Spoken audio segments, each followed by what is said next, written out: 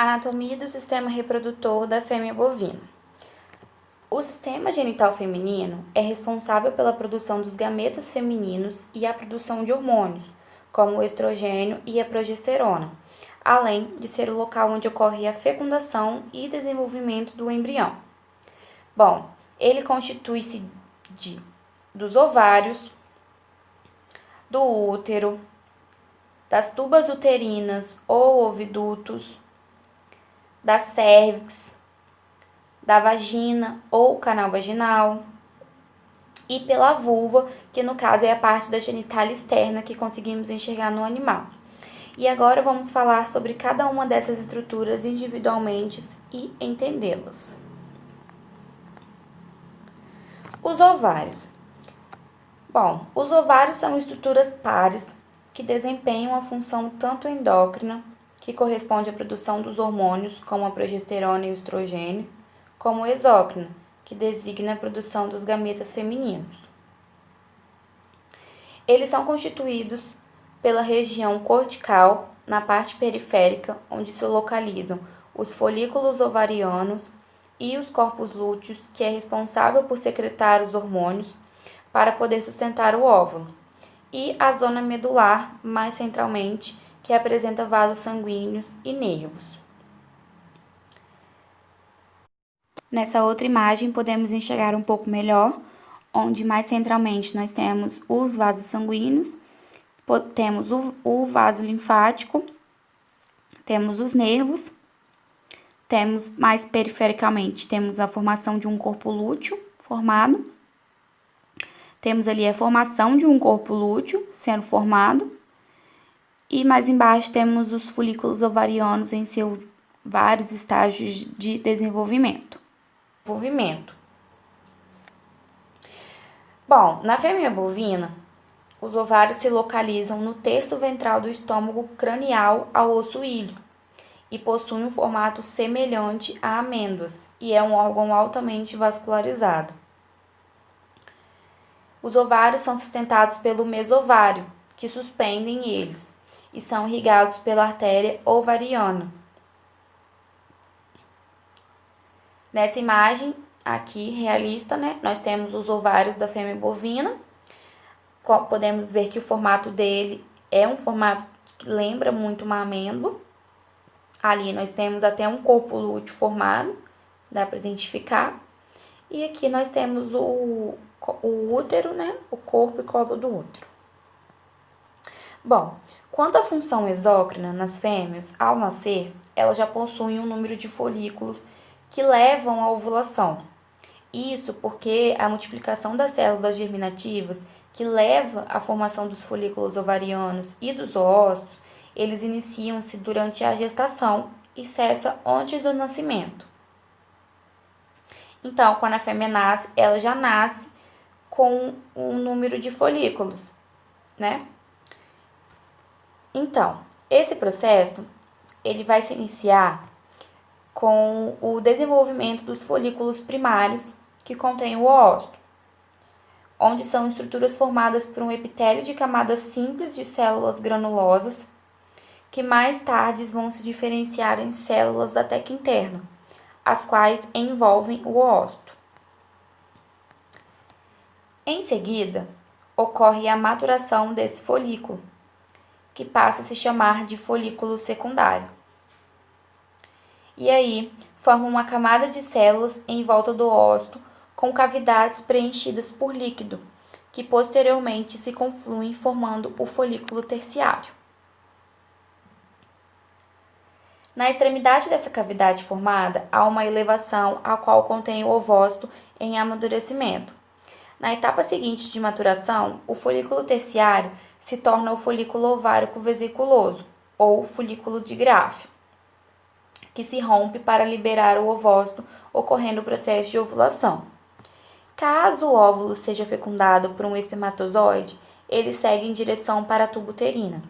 Caso não, a parede da cavidade rompida se dobra e ocorre uma pequena hemorragia que preenche a cavidade, que passa a ser denominada de corpo hemorrágico. De acordo com o que o sangue vai sendo reabsorvido, é formado um corpo lúteo sólido, devido a proliferações de células granulosa e da teca interna. Caso o óvulo não seja fecundado, esse corpo lúteo se regride, formando o corpo albicans, que é um tecido cicatrizado.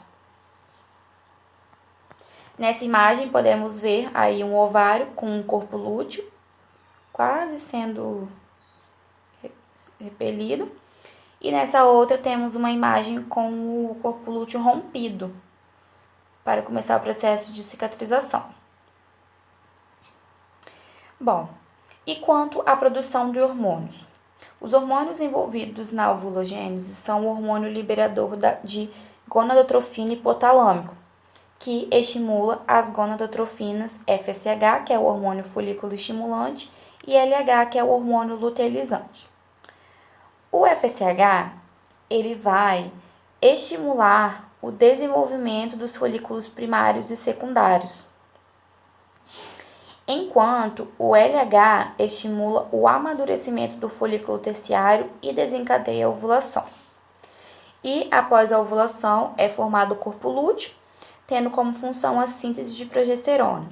Caso o espermatozoide fecunde o óvulo em um animal fora de gestação, o útero sintetiza prostaglandina, que faz a regressão do corpo lúteo. Então, o FSH ele vai estimular a maturação do folículo ovariano, enquanto o LH vai fazer a estimulação da ovulação e a formação do corpo lúteo. Embaixo aqui nós temos os estágios dos folículos, até chegar no corpo lúteo degenerado. Bom, o ciclo sexual da vaca é constituído de 4 fases e é dividida entre fase estrogênica e fase progestogênica. A primeira fase é o proestro e dura entre mais ou menos 3 dias, e ela é quando ocorre a maturação folicular. A segunda fase é chamada de estro e é marcada pela manifestação do cio, e dura mais ou menos entre 15 horas. A terceira fase é o metaestro e dura aproximadamente de 3 a 4 dias, e é marcada pela ovulação e a formação do corpo lúteo. E a quarta fase, que é o diestro, que dura aproximadamente 14 dias, que é marcada pela atividade do corpo lúteo e a secreção de prostaglandina. Na maioria das fazendas são usadas técnicas de sincronização de cio, que nada mais é do que induzir o cio em curtos períodos de tempo, para poder facilitar a inseminação artificial. A sincronização ela consiste na aplicação de hormônios como a prostaglandina e a progesterona, associados ou não, para poder obter a esterilização dos sinais de cio, o que não significa dizer que haverá ovulação em todos os casos. A aplicação de prostaglandinas em vacas prenhes pode causar aborto. Há necessidade de lembrar que o uso de hormônios ou qualquer outro medicamento deve ser acompanhado pelo veterinário. E as tubas uterinas? As tubas uterinas ligam os ovários ao útero e se dividem em 4 porções. Bom, a tuba uterina é essa partezinha em verde que liga o ovário ao útero, como foi dito. É conhecido também como ovidutos ou tubo uterino. Bom, vamos pegar essa imagem verdinha e vamos ampliar para poder identificar as porções. A primeira porção, a gente tem o infundíbulo, que é nesse formato de flor aí. E ele capta o óvulo, lá do ovário, para o interior através do ósseo abdominal, que é esse círculozinho no meio do infundíbulo. A partir daí, o óvulo passa pela ampola, que é esse caminho aí, e a ampola é o local da fecundação. Então, quando o óvulo é fecundado, é nessa parte que acontece. E aí, ele segue para o útero, passando pelo istmo. O istmo é um local de transição para o útero, no caso, uma transição de tecido, que indica o início do útero. As tubas uterinas, então, elas desempenham papel no transporte do óvulo e do espermatozoide, do ovário para o útero, e também é o local da fecundação. Ele também é suspendido pela mesosalpinge e são irrigadas pelas artérias uterinas e ovarianas.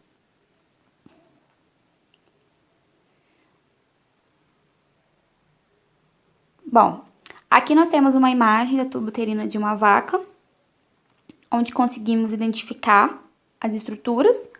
Aqui nós temos a tuba uterina, toda essa partezinha rosa. Aqui embaixo, né, no caso, uma porção final, que aqui embaixo nós já temos o útero.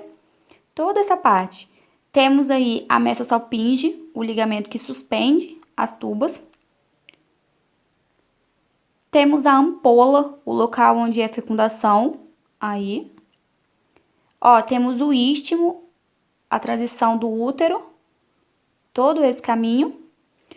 Nós temos o infundíbulo com as pregas. Tá vendo? Dá pra ver com as fímbrias. E o ósseo abdominal da tuba uterina.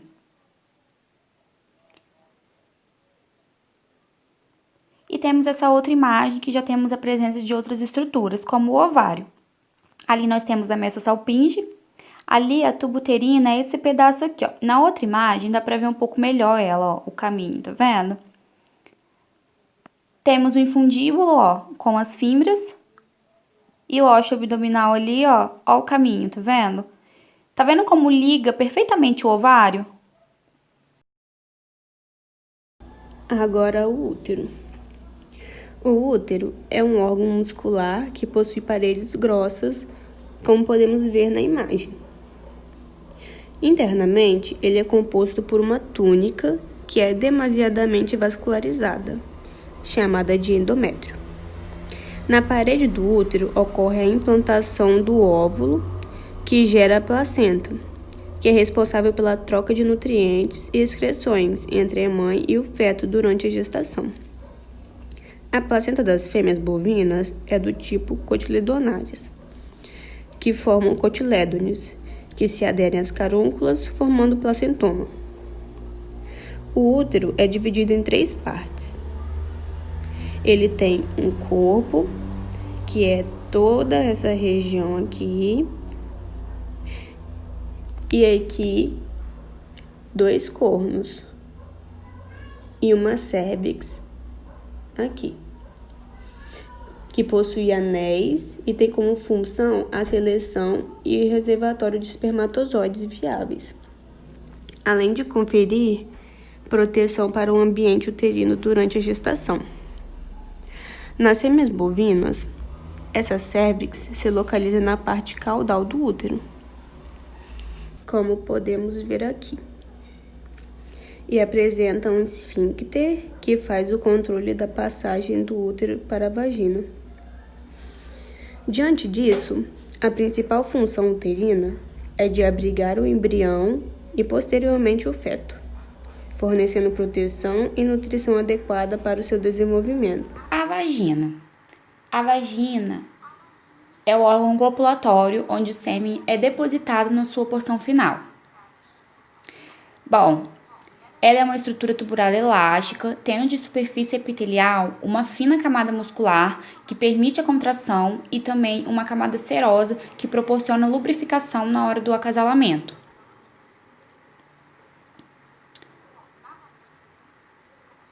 Ela se constitui o vestíbulo da vagina, que se estende desde o ósseo externo da uretra até a vulva externa e tem como função urinária.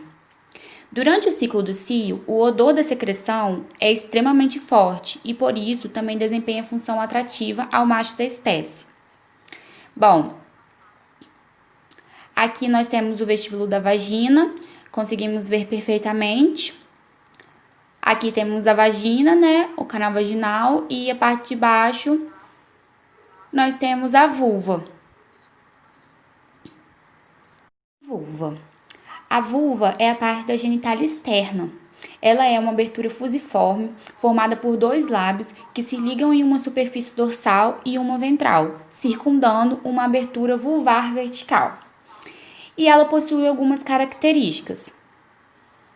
Nós temos o pubis, os grandes lábios, os pequenos lábios, o vestíbulo vulvar, o clítoris, o ósseo da uretra, o introito vaginal e o períneo. No caso, o períneo é aquela região que divide a vagina do ânus. O clítoris é uma estrutura homóloga feminina ao pênis e se localiza na superfície ventral.